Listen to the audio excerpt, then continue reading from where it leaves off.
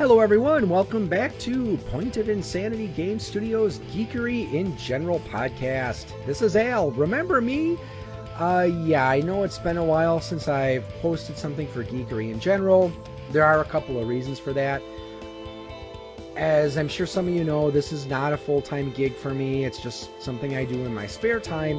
And over the last few months, we've been swamped at my day job, so that means lots of overtime and less time to do other things. And overtime makes Al lazy. But it helps my bank account. Fair enough. But also a couple other reasons is, as you might remember, I think this was actually the last episode I posted where talked about gaming in the back rooms. And I do have a file up on my Drive-Thru RPG store, drivethrurpg.com. The game is called Caught in the Backrooms, so it has a packet of character generation rules, a character sheet, and then it has a short adventure. Another reason I've been a little busier the last few months is I am in the process of writing and setting up some music for an audio drama that I hope to be producing either late summer, early fall. So I know I've got my fingers in a lot of things right now. So some things to look forward to. And I helped. Yes. So you probably recognize that swinging sexy voice as belonging to the man who puts the old in old school. Wait a second. Al, aren't you older than me? Technically, yes, I am older than you, and I've also been gaming longer than you. So, who puts the old in old school? You do. You just say that because I'm bald, because my hair fell out. I would have to say I probably look the younger of the two of us, even though I'm a little bit older. You didn't have teenage daughters. That's what did all the white. All the white comes from teenage daughters, and the lack of hair, probably teenage daughters as well. Yeah, sure. Blame it on the kiddos. Well, they're adults now. I'm waiting for my hair to come back in and the color to come back into my beard. Does that happen? And then by the time that happens, they might have grandkids, and then it'll all kind of fall out again. Yeah, I suppose. But hey, it's me. I'm here. Yes, and today Chad is going to join me this is going to be a bit more of a freeform discussion. We're going to be discussing the term old school. It's a term that gets used among gamers, and it gets used in other contexts as well. So, we are going to talk a little bit about how old school and how that term is applied in tabletop role-playing games. We're also going to talk a little bit about some of the other context. So let's start with the definition. Old school, as defined by Merriam-Webster, is 1, adhering to traditional policies or practices, and 2, characteristic or evocative of an earlier or original style, manner, or form. Vocabulary.com defines it as follows. Old school means something close to old-fashioned, but it's a term with more pride behind it. And UrbanDictionary.com defines it as a positive appellation referring to when things aren't flashy but empty of substance, were done by hard work, didn't pander to the lowest common denominator, and required real skill. Labor-saving devices, shortcuts that reduce quality, and quitting before the task is done are not characteristics of old school. So usually when most people use the term old school, it's used in a positive manner. It's something they look upon fondly. So what do you think of those definitions, Chad? If someone said, hey, you look old, I bet you're old school, how would you define old school? How would I define old school? Just that, I'm a music guy. So, it's before auto-tune. It's before, a lot of things that are relatively new. I mean, and it gets tricky with music as well, because is grunge old school? It's relatively new in the idea of music, but it's 30 years ago. So what defines old school is hard to say, depending on the topic. I mean, I have very definite opinions about gaming. I know we're going to get to that later, so I'll leave that out of there right now. But old school, yeah, like you said, it's got nostalgia based around it. Like, have you noticed lately that Domino's is now using the Noid again? Yeah, actually, I noticed that, except now I think they're doing him CGI instead of the They old are claymation. claymation. They are, and see, that's where you can. That's a good way to talk about the separation of old school versus new school. Because old school, he was claymation. He moved poorly, but those of us that grew up in that era absolutely loved the Noid. And now this new Noid is CGI. He flows much better. He's all this stuff, and it's cool to see the Noid again. But I would prefer the old claymation. But it's probably, at this point in the way things are done, it's probably cheaper to do it as a CGI character versus claymation.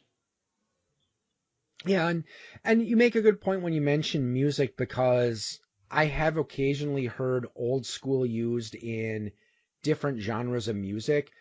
Probably the ones that I hear use it most is hip hop and rap. They often refer to old school as a type of hip hop that was common in the late 70s to early 80s. Generally, this type of rap featured more fun and playful lyrics as opposed to the socially conscious rap we would start to see develop in the mid to late 80s and beyond. So this old school rap, generally characterized by moderate tempos, simple beats, very easy to get into, easy to enjoy. Mm-hmm. So that's how I hear a lot of times in rap how they refer to old school. I'm not sure if country and music usually uses old school, since I'm not really a country fan. I mean, if they do, I would probably see old school as the stuff like Johnny Cash, Willie Nelson, maybe even Kenny Rogers, where it Hank was. Williams, Patsy Cline. See, to me, when I talk, if you're talking country music, to me, old school would be, that 40s and 50s type of stuff. Hank Williams Sr., not Jr., Patsy Cline, Roy Rogers, guys like that. Now, when you start talking about modern day music, to me, anything past like 1980, let's say, just for an easy cutoff, would be considered modern country. But now there's new country, which is basically 80s rock and roll with twang. So, to me, there's three very definitive sections of country music. Probably more if I really sat down and thought about it, but we're just kind of shooting off the top of our head here today. Yeah, because I know for a while there was this distinction between the Nashville sound and the Bakersfield sound. I get the two mixed up, but like one, I think the Nashville sound was more like the overproduced, really polished stuff like Kenny Rogers, Dolly Parton. And again, there's absolutely nothing wrong with that.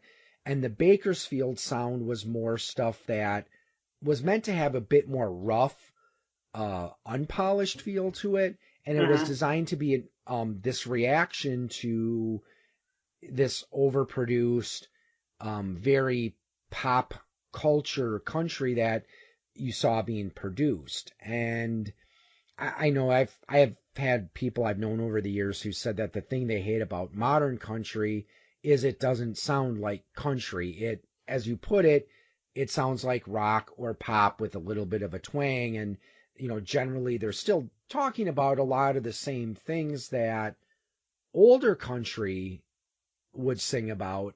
It's just now they're doing it with a different sound. Right. I think thematically, country music hasn't changed that much. It's about beer and women having fun. Your truck broke down, your dog ran away, your girlfriend left you for your buddy. Yeah, well, you know how that old joke goes, what do you get if you play country music backwards? You Get get your your life back, dog get your back, wife back, get your money you get back. your dog back, you get your truck back. Yeah, exactly. Well, another genre that I occasionally hear people talk about old school is punk, which for me, and again, punk is another one of those genres that I never really got too much into. I love me But some punk. yeah, and so you might know a bit more about this than I do, but I guess when I think old school in terms of punk, I'm thinking more of the older DIY stuff that we saw in like the 70s and really early 80s, Yeah, where it, you got your bands like Sex Pistols, the Dead Kennedys, things like that. That was punk. And then for me anyway, in the early 90s, this band called Green Day came out. And Green Day, has self-declared themselves a punk band. I call them punk pop because they do have elements of punk to their music. At least their early music did. Their stuff they're making now is definitely not punk anymore. But their early stuff did have elements of punk to it, but it was pop. It was punk that was watered down for the taste of the mainstream. And there's yeah, nothing where wrong with it. I mean, don't get me wrong. I like Green Day, you know, but they are not pure punk. They are not old school punk. They are new punk or and pop punk or whatever you want to call it. and I can certainly understand what you're saying, where some of the older punk, like, the Sex Pistols, and actually, I think, didn't Motorhead consider themselves more of a punk band? I don't know, but I would not have put them in that genre. Yeah, because I thought I heard something that Lemmy never really considered themselves truly metal, even though most people group them into that genre. You But know, early Motorhead I would say would be kind of like early thrash metal. And then as the guys aged, the music aged with them and it became more of like just plain old heavy metal. But I definitely hear like elements of Motorhead with groups like Metallica, the thrash metal bands. There's that kind of linear feel through all of it. yeah, so I guess for me, just with my layman's knowledge of punk, I would probably, I mean, I understand what you're saying though, how bands like Green Day, um, more, as you said, watered down, more radio friendly. Not everyone can get into a group like the Sex Pistols, Oh, absolutely but not. Green Day is a lot more comfortable for some people than like the Sex Pistols would have been. Now, my favorite genre of music, heavy metal, rock and roll, I can definitely see people using old school there, where you might consider like old school rock to be, a lot of your typical classic rock bands. A lot of times the lineup consists of a lead guitar, a bassist, a drummer, and a singer who may or may not play an instrument. So usually 3 to 4 guys, generally using very standard time signatures, nothing too fancy, and usually not as complex in the composition as some of the later stuff like Dream Theater. There's some of their stuff I guess is pretty complex. What was it? Dragon Force. They're the ones who did Fire and Flame, right? Yeah, I believe so. Not saying it's bad being more simplistic, but it's just it doesn't have the same complexity that some other styles of music do. So I'm going to invoke a band here because in the time that they were together and the albums that they released, they went from what I would consider old school rock. Now I'm not talking heavy metal anymore. I'm kind of sidestepping to rock and roll. But they started with old school rock and roll, and then they were pioneers into new rock and roll. Can you guess what band I'm talking about? Hmm. I'm sure there's probably several bands that could fit that Oh, description, probably. but I But think would about who say you're talking to. Van Halen. No, the Beatles. Oh, okay, yes, the Beatles. So Okay, the I can Beatles, honestly, yeah, I can see that because I mean, you listen to some of their earlier stuff, I Love Me Want to Do Hold Your and Hand, Love Me Do, all that kind of stuff, which was classic like bubblegum sim pop of the 60s. yeah, very simplistic, Yep. generally shorter songs. I mean, I think a lot of their songs back then were what, like 2, 3 minutes? 2 to 3 minutes was pretty standard. If you went over 3.5 minutes on an early Beatles song, it was like super long. But then they got into the middle bit of their existence with things like Revolver and albums like that. Which, in all honesty, as a Beatles fan, I can say I'm not a fan of those middle albums because they were trying to find where they were headed, you know? But then with the emergence of Sgt. Pepper's Lonely Hearts Club Band, they were a completely different band. They were not the bowl cut little guys in their tweed um, Their suits suits. on stage, you know. They became, what I would consider more of a mainstream rock and roll band. Now, is it rock and roll like we talk about in the 80s or anything like that? No, it's not. It's not even 70s rock and roll because that was heavier and took a darker turn, but it was that stepping stone. And I'll argue this point till the day I die. I've argued it with you before. I've argued it with Lou before. The Beatles were revolutionary. Like them or not like them, like their music or not like their music, they were a revolutionary band. And without the Beatles, we don't have rock and roll like we think of it today. Yeah, I can see that. I mean, like him or hate him, you can't deny the influence they've had in music and the fact that they have gone through a lot of changes through the course of their career. Which was really short, actually. They were a Yeah, band for 9 years. yeah, I remember we talked about that, how they produced like what, like 12, 13 albums, but I mean, there's groups that they're around for 20 years or so and they don't even produce that many.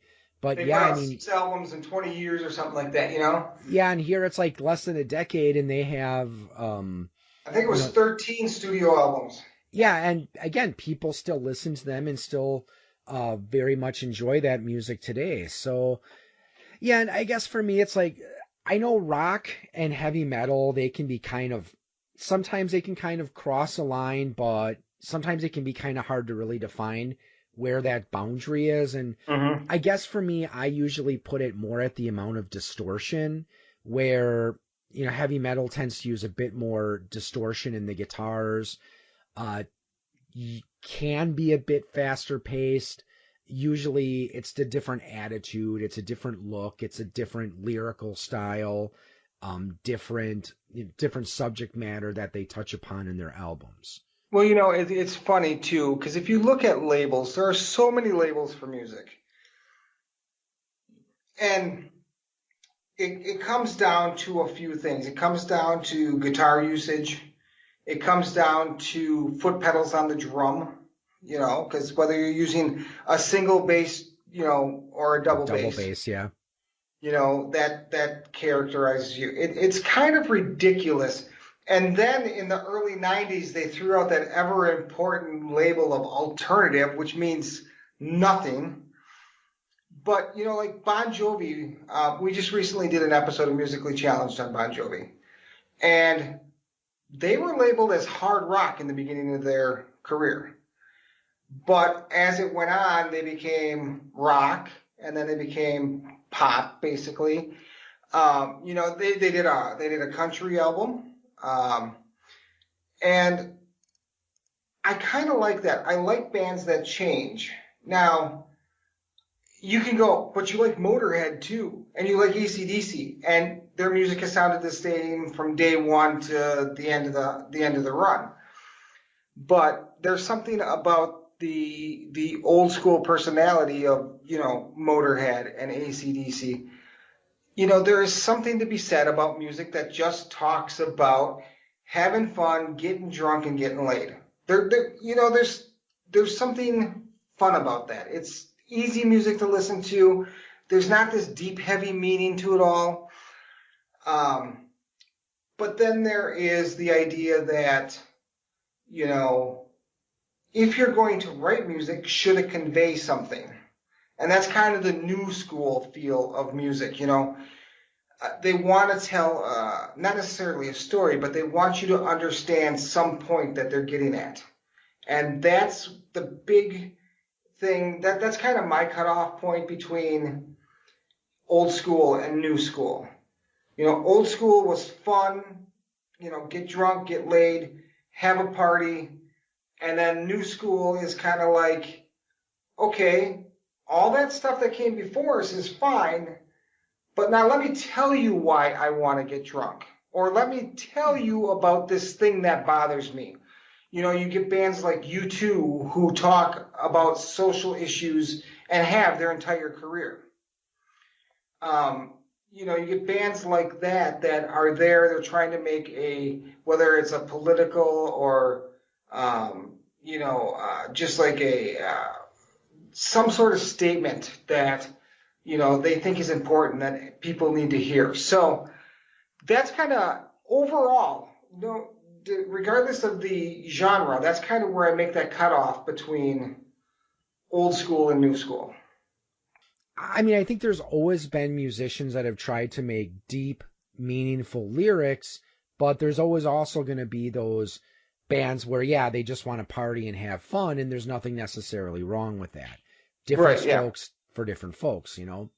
Now as we move on and we get to video games, and again, this is something that I know a bit more about than Chad, because Chad has never really been much into video games.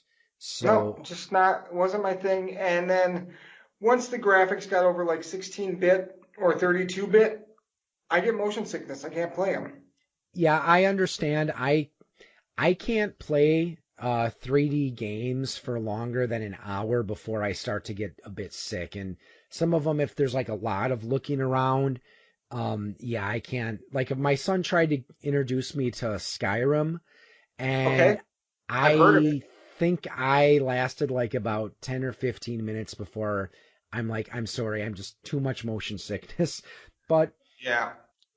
Well, one of the things that's interesting, in my opinion, when we discuss video games and old school, I think it can refer to either the games themselves or a specific conscious style choice of video game.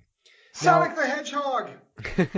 Now, to refer to Urban Dictionary, the way they define old school in context of video games, in reference to computer games, refers to a game that had substantial playability without flashy graphics or eye candy.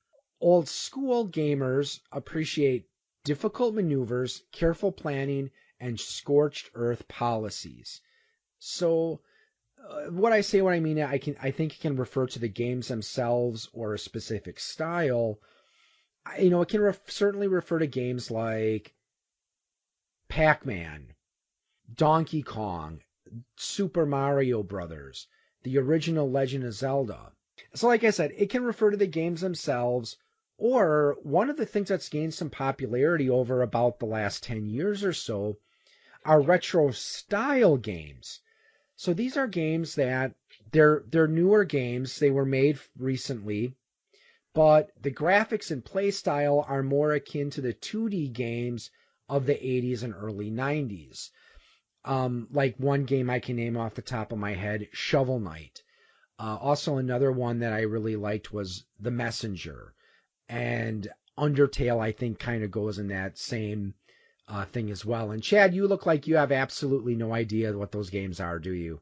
No. If it's not some little game on my phone or Heroes of Might and Magic, which I play on my computer, and that's kind of an old school game too. The graphics are not on par with games of today. But yeah, I'm not, I mean, I've heard of these video games. I've heard of Skyrim. I've heard of some of the games, but all I know about Skyrim is it's got a really cool cover of a big black dragon. I've seen it, but. Well, one thing with old school in relation to video games and computer games, like one thing I can see with like newer games, there was more of an emphasis on tutorial levels and save points every 5 feet, where you didn't have that in a lot of older games. Like Super Mario Brothers, there was usually one checkpoint per level. So, Same with Sonic the Hedgehog. You had to yep. make it to the end of the level or you didn't save. And a lot of times in these older school games, it was one hit and you were dead. Or in the case of games like Super Mario Brothers, you got your power up, but if you get hit, then you don't die, but you're reduced to normal Mario. And in Sonic, which again you've mentioned, the way it works in there is, you get rings, and as long as you have at least one ring, you can't be killed unless you fall down like a pit. Because like you get hit and all the rings fly around, and you get a certain number of seconds to try to gather them up again. Well, another type of game, board games. I can definitely see the terms new school and old school applying to board games. Because for me, your old school games, well, you pick your token, you move around, you roll the dice, you move around the board. Usually there's a few things you have to do to keep it interesting, but generally games that maybe only take a couple minutes to set up, and usually you can finish in, 10, 15 minutes. But then, eventually they started developing games that took longer to set up and longer to play. Like I have one friend, he's a huge fan of Axis and Allies. I don't know if you ever heard of that game or not.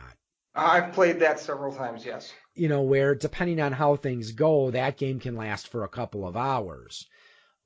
Also, another game I played with a friend of mine, there's a game based on the series Firefly, where we did just like a basic mission, and I think it took us like an hour and a half, 2 hours to play it.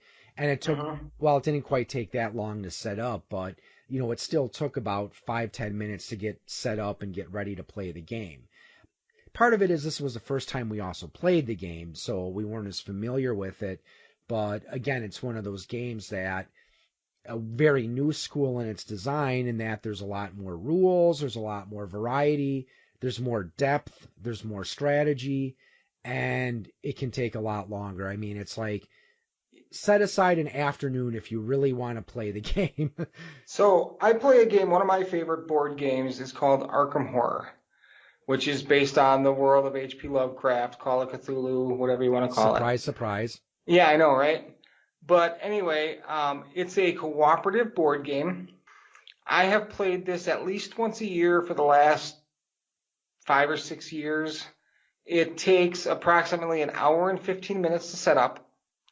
And then the game can last anywhere from 30 minutes to several hours. In fact, one time I had set the game up. I had a bunch of people over. The first game we lost in a half an hour. I kid you not.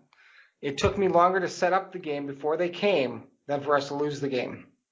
So we said, all right, we'll set it up again. We saw the sunrise and we still hadn't finished. So those kind of games, those are the ones I like. Unfortunately, my wife is more of an old school player. We own some of the old school games, Monopoly, Yahtzee, Risk, things like that. Did you ever play the game Stratego? I did when I was really young, but it's not really a game I've played a lot of. Anyway, I only thought of it all of a sudden, but that's a game I really like that I don't own. It's simply for people who don't know what Stratego is, it's catch the flag with different level militiamen guarding it. So. Yeah, and then also what's interesting is there's some games that they're almost that mid-ground between a board game and a role-playing game. Like one I can think of off the top of my head is Hero Quest, where it's one of those games where it's designed to be played multiple times, because you actually do have a little character sheet you can use to keep track of your treasures and, any special items you have. So, I mean, you could certainly play it as a one-shot session, but you can also keep playing the same character through multiple games. So that's one of the things I liked about that particular game.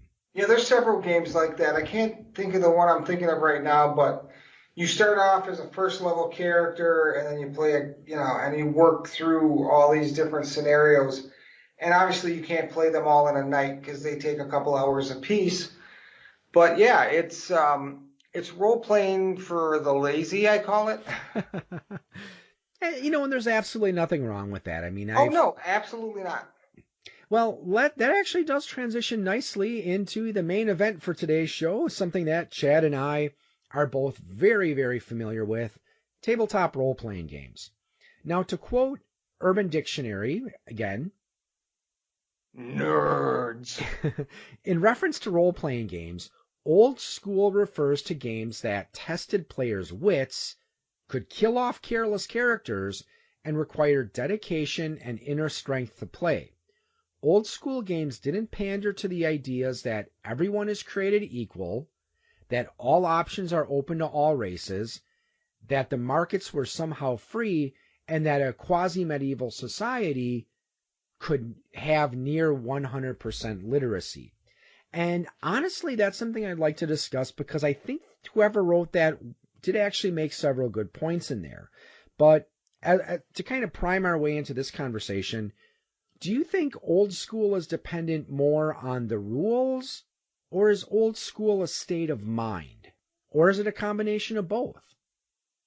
That's a hard question because when I think old school gaming, of course, I go back to when I started playing.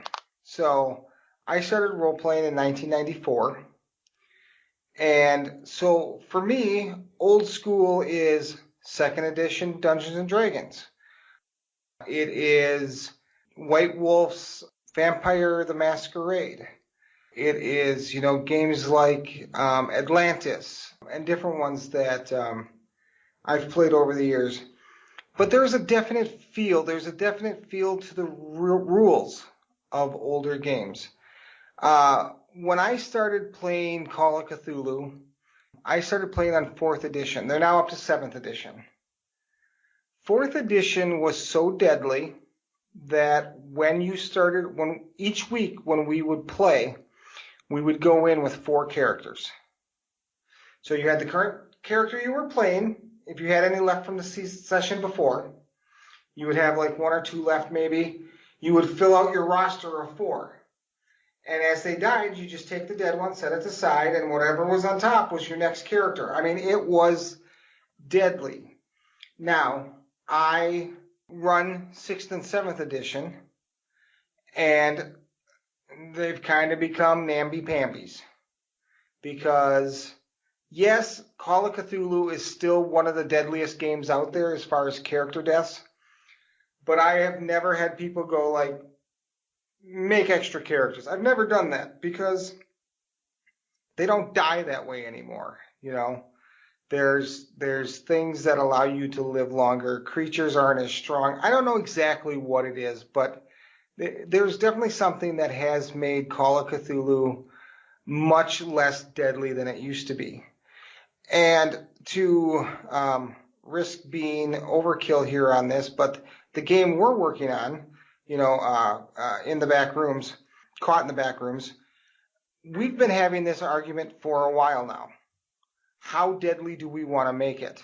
Just to give you guys a little bit of inside baseball, behind the scenes here, one of the things that we're currently discussing is how we're going to work hit points for the final product. I mean, both of us want to keep it low, but I guess we're still kind of we're kind of having that debate as to how low do we want to keep the hit points. Well, it's funny because you say you want to keep it low. They're going to get a little bit of an insight here. But 30 some odd hit points to start the game is, in my opinion, too high. And I mean, play testing will have a lot to do with it too. I think for the final product. But I want like 12 or 15 hit points to start the game, and you want, possibly 36. So I don't want to go into it too much because we'll have our own arguments later. But, so that's one of the things I'm trying to point out here is when you look at old school D&D, if you were a wizard What was your hit points in in level 1? 4. 4 hit points and 2 spells. That's kind of deadly for a first level wizard, you know? Well, and if you actually go back far enough, that's only if you actually learned your spells. Because it wasn't a guarantee in the early versions of Dungeons and Dragons that you would even have spells to start, because if you rolled not well enough, you didn't learn your spells, so you had a spell slot with no spell in it. you know, when you mentioned like a first level mage only having a few hit points, that reminded me of this picture that goes around Facebook every now and then in the various gaming groups I'm in. It has a picture of a squirrel, and it's like, remember, as a first level character, your chances of getting killed by a squirrel are never quite 0. You know, and D&D kept those hit points that way until 4th edition. But then they tricked us in 4th edition. I didn't play third edition is when they started, because again, the way they did it in the old days, the old school way, is you rolled hit points for up to a certain level, and then depending on your class, anywhere from 8th level to 11th level or 10th level. Actually, depends on the edition. I think first edition Rangers kept rolling up until level 11, but then after a certain point, you no longer rolled and you no longer got your con bonus. You just got a set, anywhere from 1 to 3 hit points per level. But third edition changed that, where it's like now you rolled keep every rolling. level. Yeah. Right, but what I was getting at is raw numbers. So in 4th edition, they changed that. So all of a sudden, wizards were a die 6 instead of a die 4. And your starting hit points, instead of being in that 4 to 12 hit point range, it was more like in the 8 to 16 hit points. But in 4th edition, the one thing they did that I thought actually made sense is they upped the deadliness of the characters, of the creatures. I mean, so okay, now you have 8 hit points as a first level wizard, but now a kobold does 6 points of damage plus its strength bonus. So they did this switcheroo, and then 5th edition came along. And as much as I like 5th edition, I really do. It kind of has an old school. There we go here with the words old school. It's kind of an old school feel to it. But it's so hard to die in 5th edition now. It's almost impossible. Because it doesn't matter how much damage is done to you. You don't go below 0 hit points. Then you get 3, or actually up to 6 saving rolls. You got to get either 3 saves or 3 not saves before you die or live. And I don't like that part of 5th edition. I like everything else with 5th edition, but I like a game where the possibility of death is always there and it's actually legit. Nobody fears dying in 5th edition. Between the saves and the special abilities you get, like surges and all this kind of stuff, I mean, it's pretty hard to die in 5th edition. Yeah, because I know in basic, and I think even first, 0 hit points, you're dead. I mean, I think if my memory serves me correctly, it wasn't until 2nd edition, and I could be wrong on this, but I don't think it was until 2nd edition that they introduced the hovering at death's door rule. And I know 2nd edition also had a massive damage rule, where if you took like half your hit points. Yeah, or I know they had some massive damage rule where, okay, you took this much damage, you're dead. But I know I think it was if you took half your hit points in damage, you had to make some sort of a save. I think a con save. And if you failed the con save, you died instantly. Yeah, I think it was actually over 50 hit points from a single attack. So that's where I think that definition from Urban Dictionary really hits the nail on the head about can kill off careless characters. Because, as you were saying in 5th edition, it's very difficult to die. And, I mean, even some of the older games had rules that made it harder to die, like Marvel Superheroes. In that one, again, it was harder to die, but then again, that also does simulate the comic book universe where people can take huge amounts of damage. They can get hit by the Incredible Hulk. They can get, slammed by cars and stuff. And while they're superheroes, they're not always going to die. As a matter of fact, if you get like knocked down to below 0 health, as long as it wasn't from like a critical hit with like a lethal weapon, all someone has to do is just come up to you and stabilize you. Basically just say, hey, is he okay? Are you okay? And they don't even have to do first aid. They just got to check on you and you're stable. So that, I think, was not quite old school. I would think old school would be more like basic D&D where, like I said, 0 hit points, you're dead. None of this unconscious, none of this hovering on death's door rule stuff. Right, because at when you got to 3rd edition, then it was -10 before you were dead. And if you were in the negatives and nobody healed you, you lost 1 point per round, 2nd edition had that too. Oh, did it? So, but it was 10 rounds once you were in the negative before you were dead. Well, any damage would carry over. So if you had like 2 hit points and you got hit for like 5 points of damage, you'd be down at -3. Granted, you'd still have 7 rounds for someone to stabilize you. But, so it made it a little trickier to die, but definitely still a possibility. Was it in 2nd or 3rd edition where if you were at 0 hit points and if you did nothing, you would stay conscious, but otherwise you had basically 1 move before you fell unconscious? I think that probably sounds more like 3rd edition. Okay. And, for me personally, the cutoff for D&D between old school and new school would be between 2nd and 3rd edition. It would actually be at 2.75, if you know what I'm talking about, the black books that were released. Oh, yes, 2.5.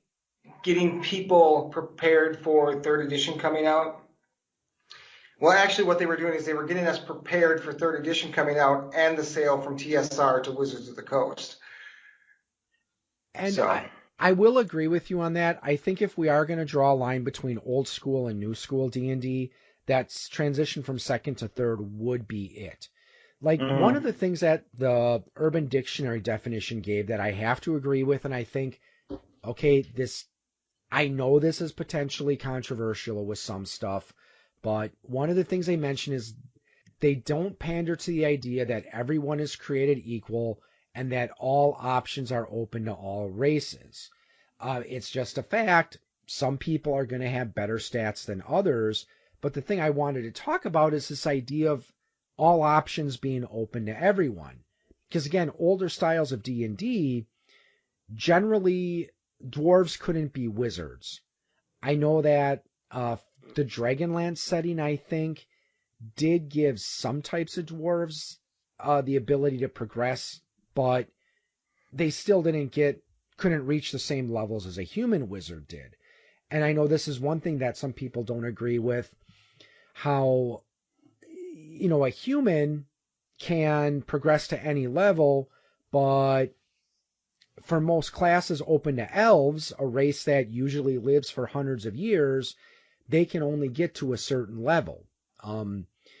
So what is your opinion on that? Do you think, because one of the things we saw in 3rd edition is they got rid of the class level, the class, race, and level restrictions. So now you could play a dwarven wizard. You could play a halfling paladin. You could play a half-orc ranger. Things that you normally couldn't do in these earlier editions. What's your take on that? Well, in our current political climate, we have to be careful about how we talk about that. Because, 5th edition is currently working on getting rid of, and if some of the stuff I've read is true, they're working on getting rid of races in general. They're working on, making it more integrated for women, for people that have issues with differences between people. And that's kind of the climate we're in right now.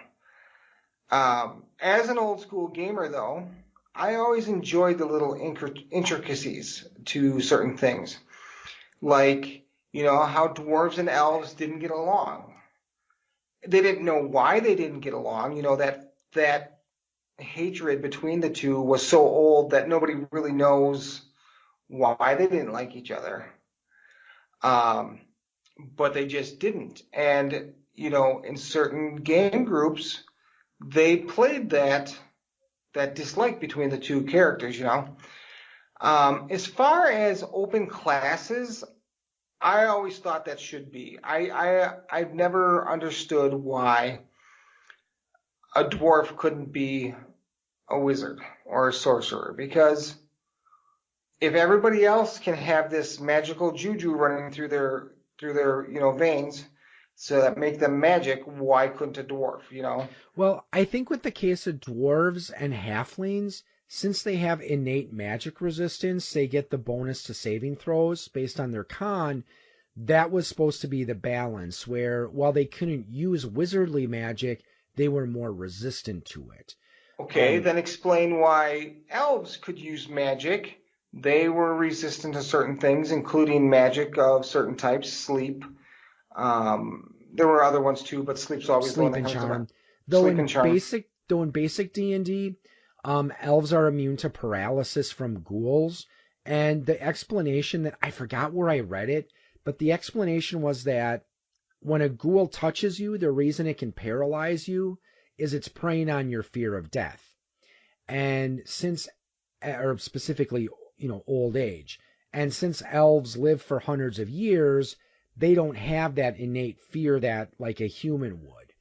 Okay, but then answer or tell me why, certain it just didn't make sense. Why a human could be anything, but let's say an elf had a choice of a wizard or a ranger, a thief, things like that. Half elves could be anything, which I always thought was odd. Almost But anything. I also, don't think they can be paladins. oh, that could be. But then think about it this way too. When you go back to basic D&D, elf or dwarf were your class. They weren't a race, they were a class. And that probably is best suited as a discussion for another time, but I've always wondered that too, and I think it's because early on, remember, D&D was still evolving from wargaming, where, so there was still this mentality that, an elf or a dwarf in a war game setting is still going to, still essentially be just a, an elf or a dwarf, but you also got to consider the three demi-humans. They did also have those other abilities. Like, for example, elves could use any weapon, use any armor, and cast magic user spells. And they had a couple other abilities as well. To compensate, they took freaking forever to advance. Where like everyone else might be like third or fourth level, and the dwarf might be, or the elf might be second level going on third. So they were, and even we saw this in first and second edition, where usually the wizard was one level behind everyone, and the thief was usually 1 to 2 levels ahead of everyone else because they advanced a little quicker. All depends on how much gold you stole. Yeah. Because in second edition, for every piece of gold you obtained in a unethical way, you gained 1 XP. Well, but they did also try to balance that out with some other things. Like warriors got bonuses based on the number of hit dice of creatures that were defeated. Wizards gained gained experience for using their spells for a purpose. Like the example they give is that a wizard who casts a lightning bolt at a beholder has used that spell for a purpose. If he's just walking in the woods casting lightning bolts and fireballs left and right, that's not for a purpose. And then, they had other things as well, like clerics. Right. They were a bit more limited, where they only got this bonus XP if they used spells that furthered their religious cause. If memory serves correct, so. Yeah, that sounds about right.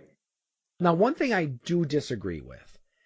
You mentioned before how there's been some movements or some, well, maybe not movements, but there's been this trend to try to get rid of races. And The reason I don't agree with that is because in this case we're talking about races in the context of a fantasy setting. We're not talking about races as we use the term in the modern, the real world. Yeah, because in D&D terms, a white guy and a black guy really don't, they're not considered different races. They're both considered humans. Right. Where I still like the idea how, just because that's the way it's been in a lot of fantasy, there's elves, there's dwarves. They don't have to hate each other. They might have ideological differences where elves tend to be more frivolous, more carefree, where dwarves tend to be a bit more serious and gruff. But I think the way I don't remember if this was an official Wizards product or just a product someone's making under OGL, but they were trying to create this system of racial heritage, which could imply that, okay, maybe your character had a little bit of elf in his background. He maybe a little bit of dwarf. Maybe he had a little bit of gnome. And that's just like, I don't know, maybe I'm misunderstanding it, but that just doesn't make sense to me. Yeah, I don't know. I just kind of I haven't really gotten into that conversation on any level just because I feel like no matter what you say, somebody's going to flame you. Yeah, that's You true. know, Someone's whichever gonna, side, somebody's going to take offense or, to what you have to say. So for me, the argument hasn't been worth it yeah, because I look at it this way. If my gaming group all decides that we want to bring back that interpersonal issue with dwarves and elves, we can.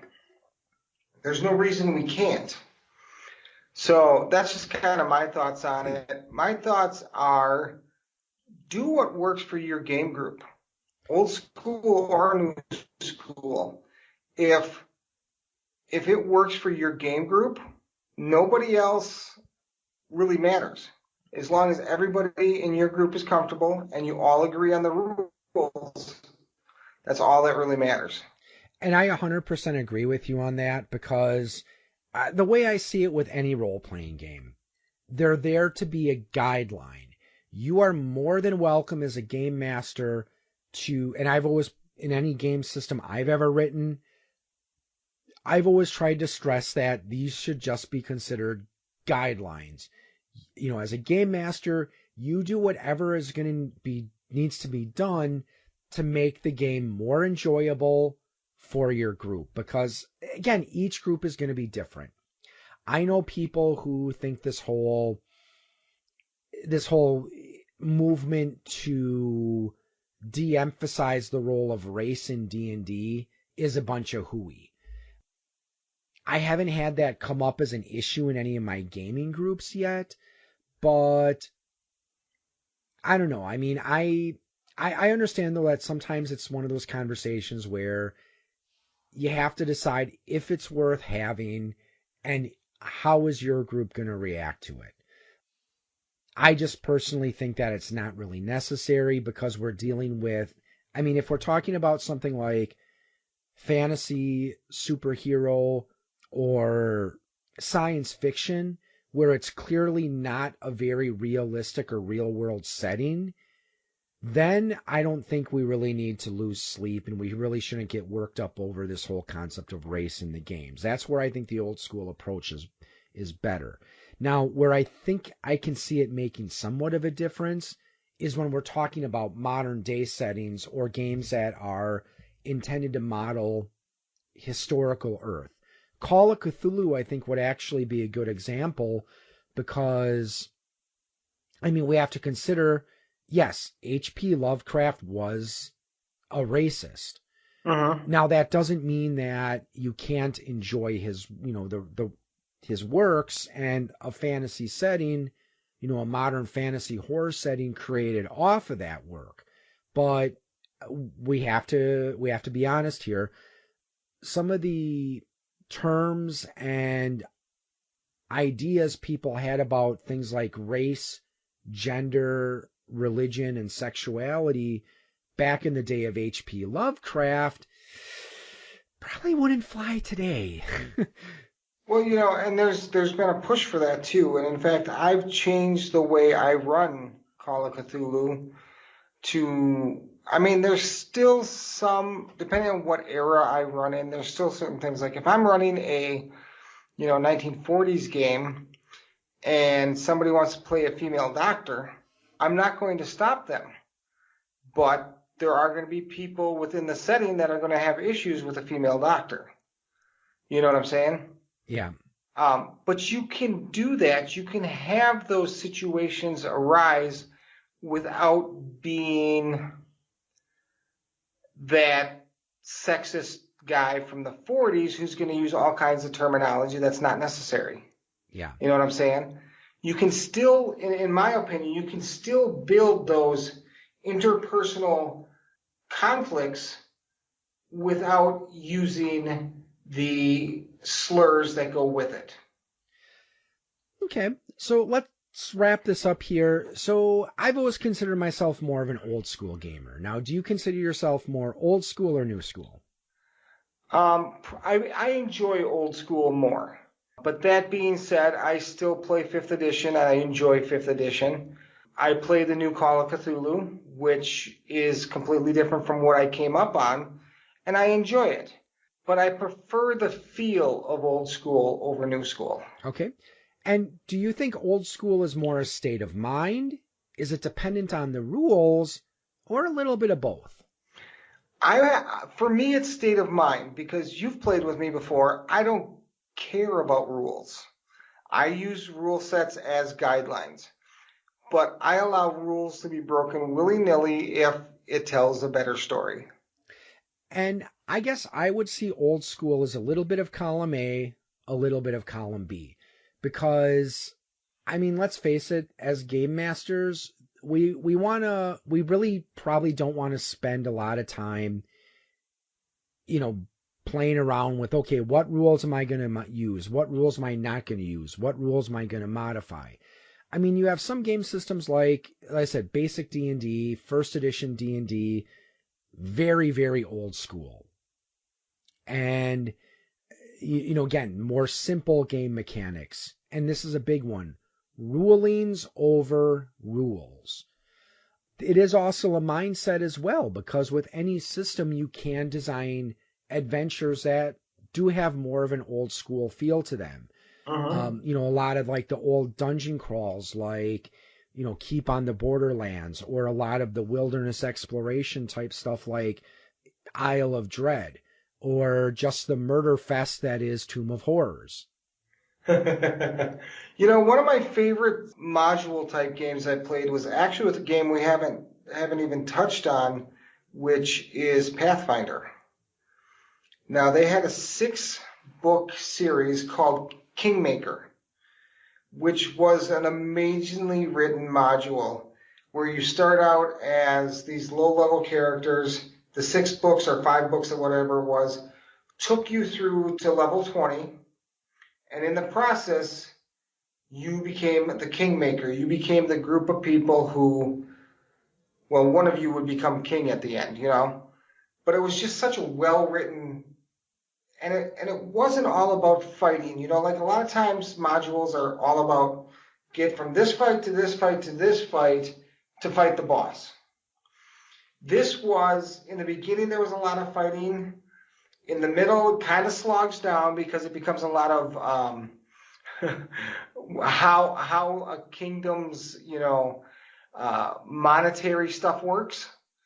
You spend some time as like advisors to the current king and stuff like that, and then and then through it all, you start getting your own pieces of property, and then of course you gotta figure out how you're going to be paying for this, that, and these servants and that food But in the end, it's worth that middle slog, in my opinion, and it was a lot of fun. We played through, I think we only got through 4 or 5 of the 5 or 6 books, but it was a lot of fun. Well, I think that's a good place to end it. So, Chad, I'd like to thank you for joining me and talking about how old school we are. And Or also, just old. yeah, old. Well, we're definitely got the old part down. So, well, thanks again for tuning in, everyone. And until next time, happy gaming. You have been listening to a presentation of Eclectic Media Podcasts. Visit our website at www.eclecticmediaproject.com and check out our publishing arm at www.poigamestudio.com. Find us on Twitter, Scott at EMP_Scott, Al at POI Game Studio, and Chad at Chad EMP. You can also find Eclectic Media Project and Point of Insanity Game Studio on Facebook as well. Listen to all of our podcasts on Anchor.fm, Apple Podcasts, Pocket Casts, and Spotify. Thank you for listening, and we look forward to bringing you more entertaining and thought-provoking content.